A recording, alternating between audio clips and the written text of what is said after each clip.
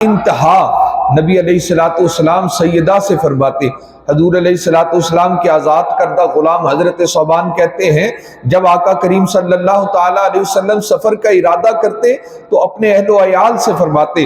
سب کے بعد حضور جس سے ملتے وہ سیدہ ہوتی تھی، اور سفر سے واپسی پر حضور علیہ الصلوۃ والسلام سب سے پہلے جس خاتون سے ملتے تھے وہ بھی سیدہ ہوتی تھی.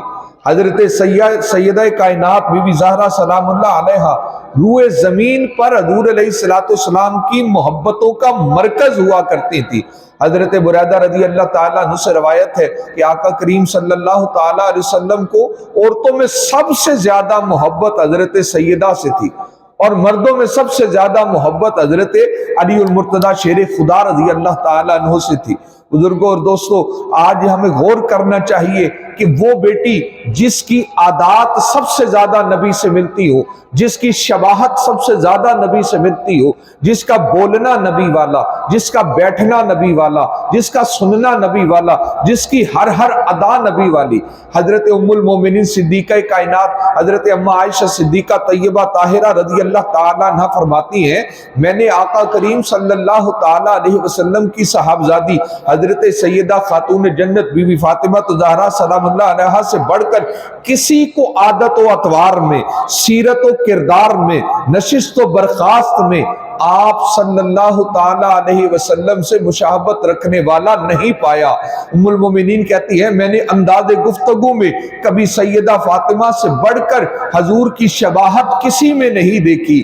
گویا لگتا یوں ہے کہ سیدہ بولتی تھی تو خوشبو نبی کی آتی تھی. پیر نصیر کہا کرتے تھے گفتگو لب پہ جو اللہ غنی آتی تھی وہ انفاس رسول مدنی آتی تھی.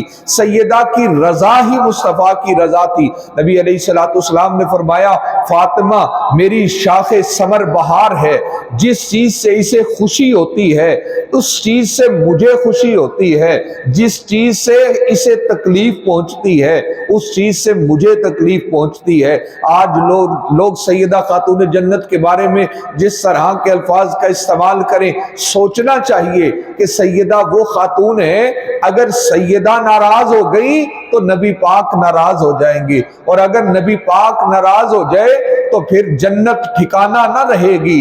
پھر انسان کو اپنے کلام کے ذریعے حضرت سیدہ زہرا سلام اللہ علیہا کے مقام کا خیال رکھنا چاہیے. اسی لیے تو میرے امام نے کہا تھا سیدہ زہرا طیبہ طاہرہ جان احمد کی راحت پہ لاکھوں سلام.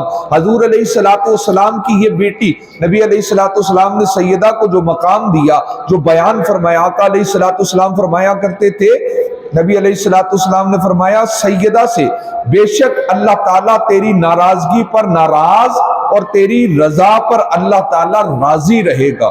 حضرت زید ابن ارقم سے روایت ہے کہ نبی علیہ الصلوۃ والسلام نے فرمایا علی، فاطمہ، حسن اور حسین میں اس سے لڑوں گا جس سے تم لڑو گے، اور جس سے تم صلح کرو گے میں اس سے صلح کروں گا.